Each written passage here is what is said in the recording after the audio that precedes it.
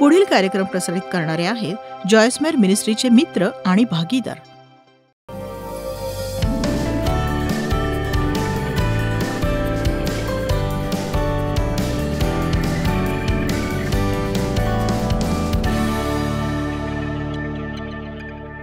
दुसरे पेत्र अध्याय 2 वचन 7 आणि 8.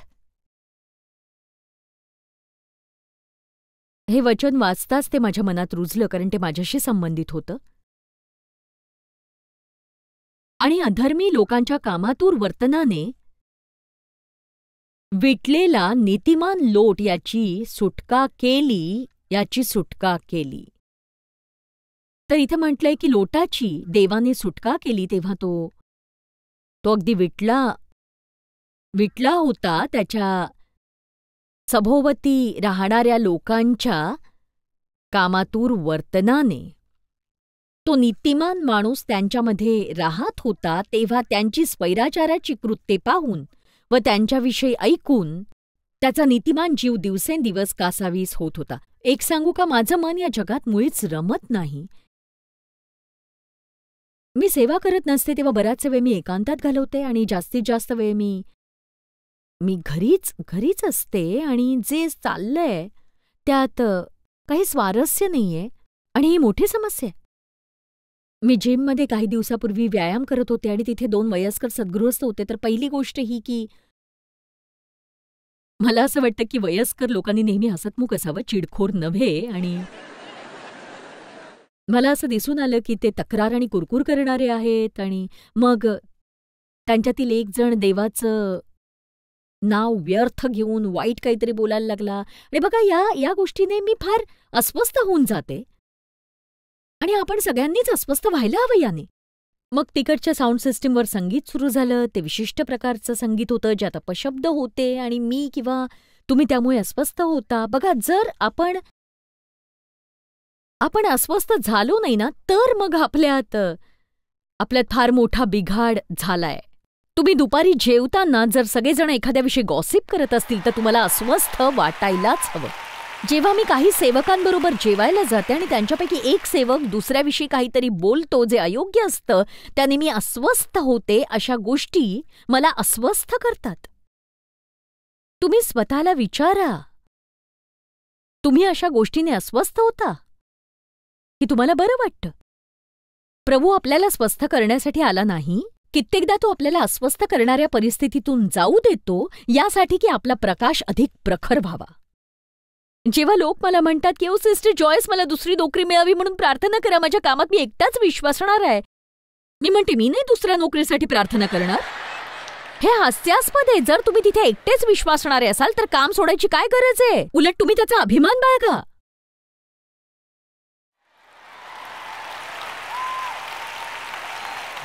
चला आता, अशा विनंत्या नका करू मला. अशी प्रार्थना नाही करणार मी. 3 आठवड्यांपूर्वी मी इंडोनेशियात होते. मी 7 दिवसात 47 तासाचा प्रवास केला, पण मला नव्हतं बरं वाटत तेव्हा. जेव्हा मी माघारी आले तेव्हा मला कशाने तरी व्हायरसची बाधा झाली होती, ज्यासाठी मला आणखीन 7 दिवस थांबावं लागलं. मला स्वस्थ नव्हतं वाटत, पण मी तिथे असताना लाखो लोकांना सुवार्ता सांगू शकले, त्यामुळे मला आत्म्यात खूप स्वस्थ वाटलं. आमचे वैद्यकीय चमू आहेत जे जगभर जातात. या लोकांमुळे मी खरंच खूप आश्चर्यचकित होते. कालच मला एक रिपोर्ट मिळाला. आमचा एक वैद्यकीय चमू हैतीमध्ये होता आणि त्यांना जिथे जायचं होतं तिथे ते जाऊ शकले नाहीत, कारण तिथे नेहमीच दंगे चाललेले असतात. त्यामुळे जे करायचं असतं ते करता येत नाही. तर त्यांना रानातल्या एका शाळेत त्यांचं वैद्यकीय शिबिर थाटावं लागलं आणि ते लोक तिथे गेले तेव्हा एक मनुष्य आधीच वाट पाहत होता. त्याचा दात किडला होता आणि तो जादूटोणा करणाऱ्या स्थानिक व्यक्तीचा मुलगा होता. तो आपले कपडे नेहमी घेऊन फिरायचा आणि त्याच्या मुलाचे उपचार संपेपर्यंत या जादूगाराचं तारण झालं. त्याने त्याचे वस्त्र काढून फेकून दिले. ही मोठी गोष्ट होती, कारण तो चेटुकगिरीचा उघडपणे धिक्कार करणारा होता आणि नंतर त्याच्या मुलाचंही तारण झालं. तर एक सांगू का, हे डॉक्टर्स, नर्सेस, वैद्यकीय व्यवसायातले लोक तिथे जाऊन हे काम करतात. ते त्यांची सुट्टी, त्यांचा पैसा खर्च करतात ते, आणि बऱ्याचदा त्यांना शौचालयालाही अशा ठिकाणी जावं लागतं जिथे जमिनीत फक्त एक खड्डा असतो. या दाहक गोष्टी आहेत, ते अजिबात कम्फर्टेबल नसतात. स्वस्थतेचं व्यसन जडवून घेऊ नका. आमेन. बऱ्याचदा आपण स्वस्थ राहायला नको असताना स्वस्थ राहू पाहतो. कधी कधी आपण अस्वस्थ व्हायला हवं असतानाही आपण तसं होत नाही. असं कधी होत नाही का की या जगात तुम्हाला फार अस्वस्थ वाटतं? तुमच्या मनात हे खूपदा आलं असेल की खरं तर हे करायची मला मुळीच इच्छा नाही, पण देवाची इच्छा असेल तर करेन मी. थोडे उसासे चालतील मला. आजच्या या जगात तुमचं मन रमलंय का? आपल्या कामाच्या ठिकाणी दुपारच्या जेवणाच्या वेळी आपल्या कंपनीविषयी चुगल्या चहाड्या करून तुम्ही सुखी राहू शकता?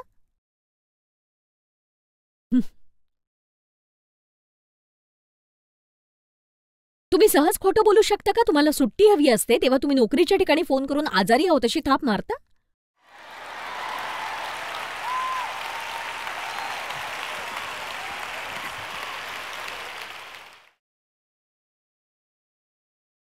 कामावर उशिरा गेल्यावर खोटं कारण सांगून तुम्ही निर्धास्त राहता का? बॉसचं लक्ष नसताना तुम्ही कम्प्युटरवर गेम खेळता आणि तो जवळ येताच तुम्ही काम करत असल्याचं आवडतं?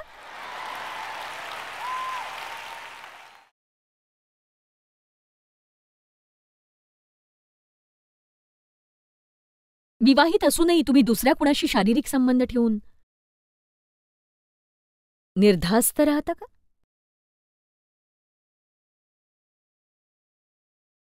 मला हे वचन आवडतं.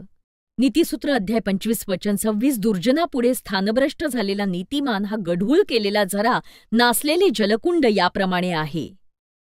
याचा अर्थ काय ठाऊक आहे? नीतिमान मनुष्य जेव्हा दुष्टासमोर आपलं सत्व राखत नाही तेव्हा तो फक्त एक डबका असतो. हे किती महत्वाचं आहे कळलं? तुम्ही माझ्याबरोबर आहात का? इथे सांगा, मी तुम्हाला गमावलं नाहीये ना? या जगातल्या अंधारात चमकणं किती महत्वाचं आहे ते कळलंय का तुम्हाला? पण पोकळ धार्मिकता दाखवायची गरज नाही. मला नाही वाटत आपण जगात वावरताना धार्मिकतेचा आव आणायला हवा किंवा आपलं बायबल मिरवायला हवं, वचनाचे स्टिकर्स किंवा गळ्यात मोठा क्रॉस घालायला हवा. माझ्या मते या गोष्टींचा खरं तर उलटाच परिणाम होतो. आपण भक्तीचं सामान्य जीवन जगायला हवं. विश्वासणाऱ्यांची वर्तणूक ही नेहमी प्रेमळ, पवित्र, शांत, चांगली, कृपाळू अशीच असायला हवी. तुमचा प्रकाश पडू द्या. आता बघा, कृपेच्या नव्या करारामध्ये देव आपल्यावर विशेष कृपा करतो आणि आपल्याला सुभक्तीचं जीवन जगायला लागणारं सामर्थ्यही पुरवतो. आणि बघा, आज तुमची नक्कीच खात्री पटली असेल. तुम्ही म्हणत असाल, खरोखर मला बदलायची गरज आहे. हो, मी बदललं पाहिजे. हो, मी बदललंच पाहिजे. बघा, तुम्ही घरी जाऊन चांगलं बनण्याचा खूप आटापिटा करावा असं नाही वाटत? त्याने काहीच साध्य होणार नाही. कारण तुम्ही काय करायला हवं ठाऊक आहे तुम्हाला? तुम्ही येशूच्या प्रीतीत वाढत जा. त्याच्यासोबत अधिक वेळ घालवा. तुम्ही बायबल वाचण्यात अधिक वेळ घालवा. तुम्ही अधिक उपकार मानणारे व्हा. जितका तुम्ही येशूबरोबर अधिक वेळ घालवाल तितके तुम्ही त्याच्यासारखे बनत जाल. जितकी तुम्हाला अधिक देवाच्या कार्याची जाणीव होईल तितकी अधिक प्रीती तुम्ही कराल. प्रभू म्हणाला की तुमची माझ्यावर प्रीती असेल तर तुम्ही माझ्या आज्ञा पाळाल. जर तुमच्यात आज्ञाभंगाचा स्वभाव असेल तर घरी जाऊन अधिक प्रयत्न करा. तुम्ही येशूवर अधिक प्रीती करा, अधिक उपकार माना त्याचे. जितकी तुम्ही त्याच्यावर अधिक प्रीती कराल तितकं तुमच्या जीवनातून स्वाभाविकरित्या जे चांगलं आहे तेच बाहेर येत राहील. हे लक्षात घ्या तुम्ही. आमीन. येशूवर प्रीती करा.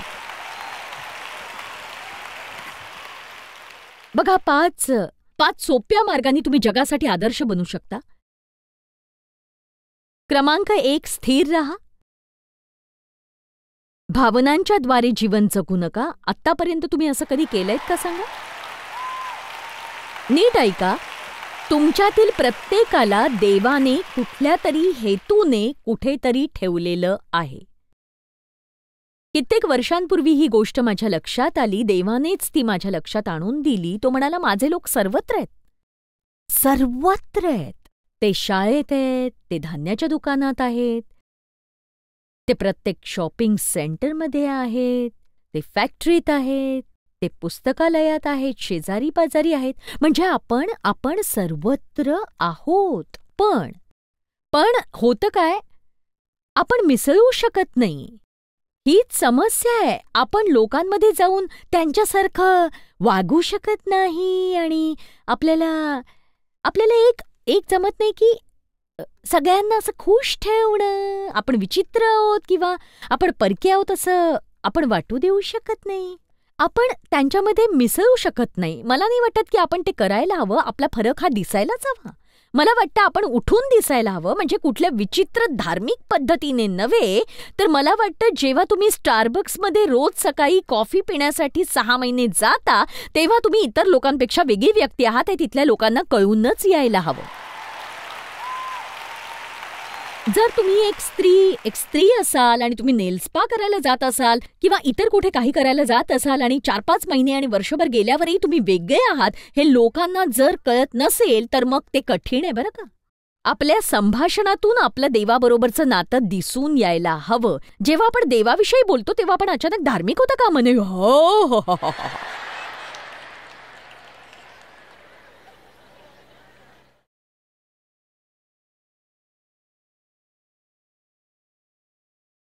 तुम्ही जिथे जाता तिथे देव तुमच्या बरोबर असतोच असतो. तेव्हा असं भासवण्याचा प्रयत्न करू नका की देवाने तुम्हाला फक्त याच हेतूने निवडले की तुम्ही माणसांच्या डोक्यात देवाला भरावं आणि तुमची पातळी प्रखरतेच्या पुढच्या टप्प्यावर तुम्ही न्यावी. आमेन. स्थिर रहा. भावनांच्या आधारित चालू नका. जसं तुम्ही चर्चमध्ये चांगले असता तसेच तुम्ही घरी आणि कामाच्या ठिकाणीही असा. अति भावनाशील होण्याचं काहीही कारण नाहीये. समस्या नसताना जेव्हा असतो तसेच समस्या असतानाही आपण असावं. इच्छेप्रमाणे घडतं तेव्हा जसे आपण असतो तसेच इच्छेप्रमाणे घडत नाही तेव्हाही असावं. स्थिर. काही वर्षांपूर्वी मी एक पुस्तक लिहिलं, लिव्हिंग बियॉन्ड युअर फीलिंग्स. तुमच्याकडे नसेल तर ते घ्या तुम्ही. तुमच्या भावनांवर ताबा मिळवायला शिका आणि त्यांच्या ताब्यात राहू नका. आपण भावनांच्या आहारी जाणं सोडायला हवं. आपल्याला जाणवतं बघा, आम्ही इथे येताच या गोष्टीचा अनुभव घेतला आणि मी म्हटलं देवाने मला कसं बदललंय. आम्ही हॉटेलमध्ये आधीच फोन करून सगळी तयारी करायला सांगितली की ठीक आहे की आम्ही 12 वाजेपर्यंत पोहोचू. 12 वाजेपर्यंत रूम तयार असेल ना? हो, 12 वाजेपर्यंत आम्ही रूम तयार करून ठेवू. आम्ही तिथे 12:45ला पोहोचलो तरीही आमची रूम तयार नव्हती. तर आमच्याबरोबर काम करणाऱ्या मुलांनी फोन करून विचारलं रूम तयार आहे का, रूम तयार आहे का? ते म्हणाले रूम तयार नाही. बघा, माझ्या सहकार्यांना वाटतं माझ्यासाठी सगळं छान असावं, म्हणजे तिथे गेल्या गेल्या मला माझ्या खोलीत जाता यावं. आणि बघा, ती खोली जर स्वच्छ नसेल तर थोड्या वेळ लॉबीत बसावं लागतं, खोली तयार होण्याची वाट बघत. आता आपण आनंदी राहायला हवं. आता ही पूर्णपणे नवीन चॉईस होती. म्हणजे 10 वर्षांपूर्वी जी जॉयस होती त्या जॉयसपेक्षा ही जॉयस पूर्णपणे वेगळी आहे. मी म्हटलं असतं की या लोकांची नेमकी समस्या काय? तुम्ही इथे येऊन जास्त पैसे मोजता, तुम्ही त्यांना आगाऊ सूचना देता, तरीही मी जे सांगितलंय ते त्यांनी का केलं नाही? मग बघा, मला माहिती तुम्ही असं नाही आहात, हो ना? आणि मग काय होतं बघा, आपण हॉटेलमध्ये जातो आणि गेल्या क्षणी आपल्या हातात रूमच्या किल्ल्या पडतात.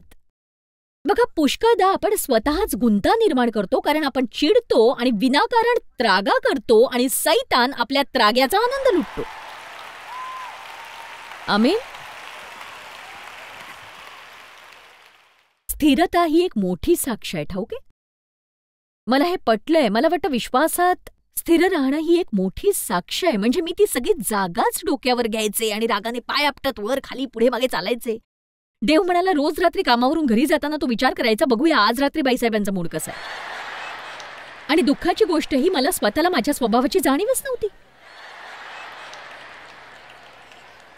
दुसरी गोष्ट म्हणजे आपण आनंदी विश्वासणारे बनायला हवं. आनंदी राहा, आनंदी विश्वासणारे व्हा. असे विश्वासणारे होऊ नका ज्यांचा बाप्तिस्मा लिंबाच्या रसात झालाय किंवा कारल्याच्या रसात. आनंदी विश्वासणारे व्हा. बघा, जगात प्रत्येकालाच आनंदी राहावंसं वाटतं आणि आपण आनंदी असलो तर त्यांना आपला हेवा वाटेल आणि लवकरच ते तुमच्या आनंदाचं गुपित जाणण्याचाही प्रयत्न करतील नक्कीच. बघा, येशूला एखाद्याच्या गळ्याखाली उतरवणं एक गोष्ट आहे आणि तुमच्या जीवनातून इतरांना ख्रिस्त दिसणं ही प्रभावी गोष्ट आहे. रुचकर व्हा म्हणजे त्यांची भूक खवळेल आणि मग ख्रिस्त त्यांना हवासा वाटायला लागेल. त्यांना ख्रिस्तातल्या नीतिमत्वाची खवळून भूक लागेल. आपली गुंतवणूक महत्वाची आहे. बघा, लोकांना सातत्य हवंय. प्रियांनो, तुम्ही सातत्याने चांगलं वर्तन राखा आणि लवकरच ते तुमच्या अवतीभोवती घुटमळतील. तुमच्यातलं वेगळेपण जाणण्यासाठी त्यांना चर्चमध्ये आमंत्रित करणं तुम्हाला सोपं जाईल आणि ते लगेच येतील. तुम्ही त्यांना सांगा, बघा मी वेगळा आहे कारण माझ्या जीवनात प्रभू येशू आहे. मी पूर्वी असा मुळीच नव्हतो, पण प्रभू येशूने माझं जीवन बदललं. ख्रिस्त माझ्या जीवनात आल्यापासून माझ्या जीवनात आनंद आणि शांती आहे. पण आपल्या जीवनात बदल नसेल तर आपण काय साक्ष देणार? आपल्याच जीवनात आनंद आणि शांती नसेल तर आपण दुसऱ्यांना काय सांगणार? आपल्याकडे बंपर स्टिकर आहे आणि गळ्यात क्रॉस घालून चर्चला जातो एवढंच? या वरवरच्या गोष्टी झाल्या. आपल्या जीवनात फळ दिसायला हवं. आमीन. आणि त्यात आपण वाढायला हवं, यात काही संशय नाही. तुम्ही आत्म्याने पूर्णपणे भरलेले नाही म्हणून कुणाला वाईट वाटायची गरज नाही. पण आपण वाढण्याची आणि बदलण्याची इच्छा बाळगायला हवी. जेव्हा आपल्यात ती इच्छा असते तेव्हा बायबल म्हणतं, जे धार्मिकतेचे भुकेले व तान्हेले आहेत ते तृप्त केले जातील. आज मी विचारते, तुम्ही धार्मिकतेचे भुकेले आणि तान्हेले आहात का? तुम्हाला पावित्र्याची भूक आहे का? आत्मिक परिपक्वतेची भूक आहे का तुम्हाला अशी व्यक्ती होण्याची भूक आहे का, जिला सलग 10 दिवस जे हवं ते मिळालं नाही तरी तुम्ही स्थिर आणि आनंदी राहू शकाल? आधीच्या 2 वेळेपेक्षा जरा कमीच वाजल्या टाळ्या, नाही का? एक सांगू, तुम्ही टाळ्या ऐकूनही खूप काही शिकू शकता. हो, आनंदी राहा. प्रभूमध्ये आनंद करा. पुन्हा म्हणेन, आनंद करा.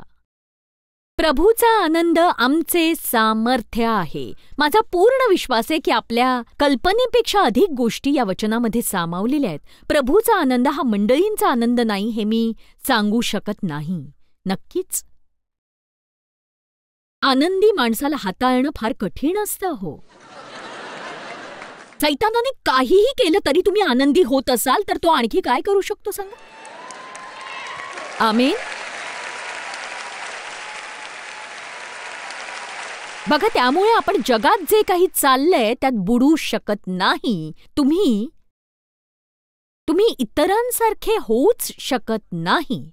मत्ती 24 मध्ये शेवटच्या काळाच्या चिन्हांची दुसरी एक यादी आहे. युद्धे आणि युद्धांच्या अफवा आणि दुष्काळ, भूकंप वेगवेगळ्या भागात होतील. तुम्ही त्या तपासा. त्या सगळ्या इथे आहेत. बघा, म्हणजे यादी संपतच नाहीये. म्हणजे आम्ही सेवा कार्याद्वारे आपत्ती निवारण करतो आणि एका आपत्तीतून लोकांना पूर्णपणे बाहेर काढत नाही, तोच दुसरी आपत्ती येऊन धडकते. म्हणजे हे सातत्याने चाललंय संपूर्ण जगभर. पण एक सांगू, मत्ती 24 मध्ये शेवटच्या काळाची फक्त एवढीच लक्षणं नाहीयेत. यासोबत दुसरीही आहेत की पुष्कळ लोक अडखळतील आणि ठोकर खातील आणि पडतील. त्या तरुण स्त्रियांसारखे लोक अडखळतील ज्यांना पालक मदत करू पाहत होते. कोणताच पालक मदत करत नाही. ते काही गंमत म्हणून हे करत नव्हते. त्यांना त्यांची काळजी होती म्हणून त्यांनी ते केलं, कारण त्यांनी पाहिलं की ते हे करू शकत नाहीत. पण त्यांना काय मिळालं? त्या अडखळल्या, त्यांनी ठोकर खाल्ली, त्या पडल्या. मत्ती 24 मध्ये याच गोष्टी घडतील असं सांगितलंय. तुम्ही अशा प्रकारच्या व्यक्ती बनू नका. जेव्हा तुमच्या अधिकारपदाच्या व्यक्तीकडून सुधारणूक होईल तेव्हा तुम्ही म्हणाल, मला हे पटलं नाही, मला या गोष्टीची काही गरज नाही. स्वतःला काय समजतो हा माणूस? तुमची वृत्ती एवढी नम्र असायला हवी की तुम्ही म्हणायला हवं, प्रभू माझ्याद्वारे कार्य करण्यासाठी मी हे ऐकावं. असं तर तू करत नाहीयेस. आमेन. प्रत्येकाच्या जीवनात दुर्लक्षित ठिकाणं असतात. जसं तुमच्या कारच्या बाजूच्या आरशामध्ये काही भाग तुम्हाला दिसत नाही, तशा आपल्या जीवनात दुर्लक्षित गोष्टी असतात. काही गोष्टी आपण पाहूच शकत नाही, पण ते इतरांना व्यवस्थित दिसू शकतात आणि ते आपल्यावरच्या प्रीतीपोटी आपल्याला त्या सांगत असतात, ज्यामुळे आपल्या जीवनाचा बचाव होतो किंवा आपल्या विवाहाचा बचाव होतो, जर आपल्यामध्ये ऐकण्या एवढी नम्रता असेल तरच. उत्तरदायित्वाविषयी काय? आपण जबाबदार असावं.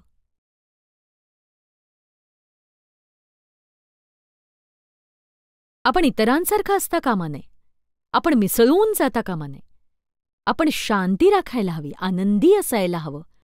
नंबर 3, लोकांशी चांगलं वागायला हवं. जगाचा प्रकाश होण्याचा एकच मार्ग आहे, जगात जाऊन लोकांशी चांगलं वागणं. ही अशी गोष्ट आहे जी आपल्यातील प्रत्येक जण करू शकतो. इथून जाण्यापूर्वी तुम्ही ते करू शकता. तुम्ही एखाद्याला उत्तेजन देऊ शकता. हे सत्र संपल्यावर एखादी व्यक्ती एकटी असेल तर त्याला भेटून तुम्ही म्हणू शकता, आम्ही काही जण बाहेर जेवायला चाललो, येणार का? मी तुमचे पैसे भरीन. चला, फक्त आमच्याबरोबर चला ना, मी तुमचे पैसे भरीन. मी ट्रीट देते तुम्हाला. तुम्ही एखाद्याचं जीवन बदलू शकता. असं वागून. पण कित्येकदा आपण आपली लहान टोळकी करूनच राहणं पसंत करतो. त्यात आपल्याला दुसरं कोणी नको असतं. आपण लोकांमध्ये वावरायला शिकायला हवं, पण आपण तयार नसतो त्यासाठी. आमेन. फिलिप्पियरास अध्याय 4 वचन 5. मला हे वचन आवडतं. तुमची सहनशीलता सगळ्यांना कळून येवो, तुमचा चांगुलपणा आणि निस्वार्थीपणा कळून येवो. प्रभू समीप आहे, तो लवकर येत आहे. बावा, पुन्हा त्याकडे पाहूया. हे किती छान आहे. तुमची सहनशीलता सर्वांना कळून येवो, तुमचा चांगुलपणा आणि निस्वार्थीपणा कळून येवो. प्रभू समीप आहे, तो लवकर येत आहे. तो म्हणतोय येशू लवकर येतोय म्हणून, त्याचं येणं जवळ आहे म्हणून. कधी नव्हे ते आपल्याला जगात जाण्याची आणि लोकांना आपला चांगुलपणा दाखवण्याची गरज आहे. लोकांवर प्रीती करायची गरज आहे. आनंदात आणि शांतीत राहायची गरज आहे. आपल्याकडे जे आहे ते लोकांना हवंसं वाटायला हवं. आमेन. एक सांगू, मी एक गोष्ट करायला शिकले. मी लोकांचं भलं करायला शिकले. एक सांगू, लोकांची वाईट वागणाऱ्या एका ख्रिस्ती व्यक्तीसारखी किळसवाणी गोष्ट नाही.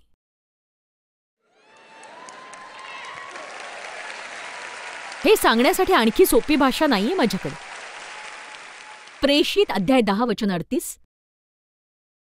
नासोरी येशूला देवाने पवित्र आत्म्याचा आणि सामर्थ्याचा अभिषेक केला. तो सत्कर्मे करीत व सैतानाच्या सत्तेखाली असलेल्या सर्वांना बरे करीत फिरला, कारण देव त्याच्याबरोबर होता. तुमच्या सभोवताली कुणाला मदत हवी असेल तर मदत करा.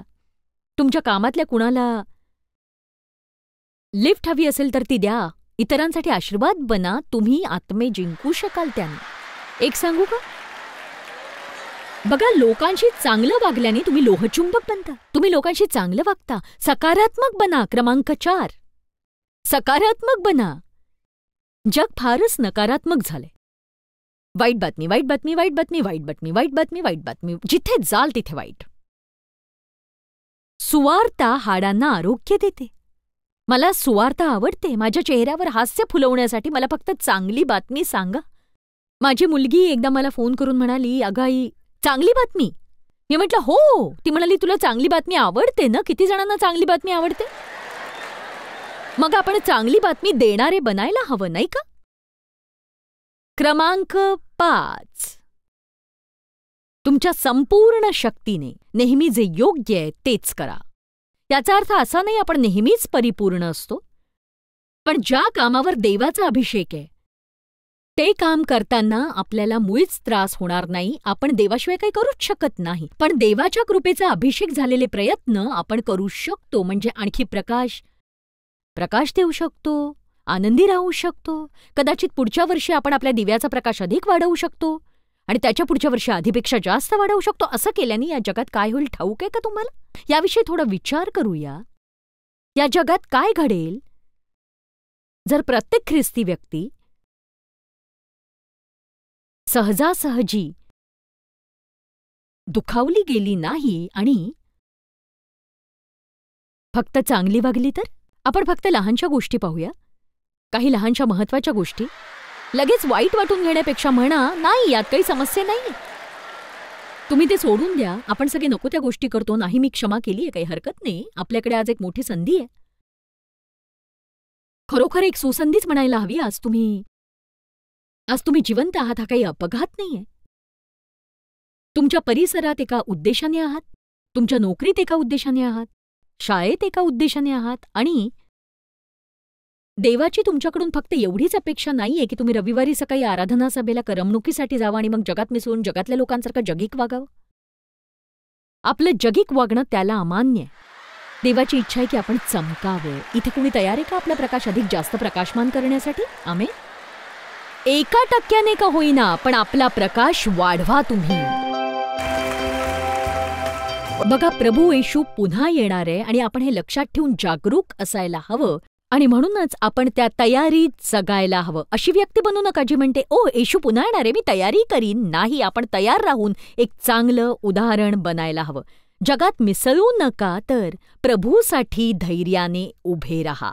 आता मी तुम्हाला एक प्रश्न विचारणार आहे. तुमच्या जीवनात अशी भीती आहे का जी तुम्हाला आतून पोखरतीये? दुसऱ्या शब्दात, तुम्हाला अशा गोष्टी करण्यापासून अडवतीये का ज्या तुम्हाला कराव्याशा वाटतायत? कदाचित ती माणसांची भीती असेल, अपयशाची भीती असेल. बघा, भीती जीवनातल्या प्रत्येक क्षेत्रात राज्य करते. तुमच्यामध्ये असा कोणी आहे का ज्याच्यात आत्मविश्वासाची कमतरता आहे? तुम्ही तुमच्या मनातलं कधी कुणाला सांगत नाही, आपलं मत मांडत नाही, कारण तुमच्यामध्ये आत्मविश्वास नाहीये. तुमच्यापैकी किती जणांना धीट बनायचंय? म्हणून मी म्हणेन की तुम्ही देवाच्या वचनाने घेरलेलीच राहा आणि तुम्ही देववचन ऐका. मला खात्री आहे की ते तुम्हाला धैर्याने, आत्मविश्वासाने आणि सामर्थ्याने भरेल. देव तुम्हाला आशीर्वाद देव. दिवस चांगला जाऊ. जॉय स्मायर मिनिस्ट्रीज करता तुम्ही खूप मौल्यवान आहात. आम्हाला तुमचं कौतुक आहे आणि जगभरामध्ये हे सेवा कार्य शक्य करण्याकरता आम्ही आमच्या मित्रांचे आणि पार्टनर्सचे आभारी आहोत. आम्ही एकत्रितपणे भुकेल्यांना खाऊ घालतो, गरिबांना वस्त्र देतो आणि राष्ट्रांना सुवार्ता सांगतो. तुमच्या प्रार्थनेच्या विनंती करता आमच्याविषयी आणखी माहिती मिळवा. जॉयसच्या कॉन्फरन्सच्या तारखा पहा आणि ख्रिस्ताची प्रीती जगभरामध्ये पसरवण्याकरता आमचे सहभागी व्हा.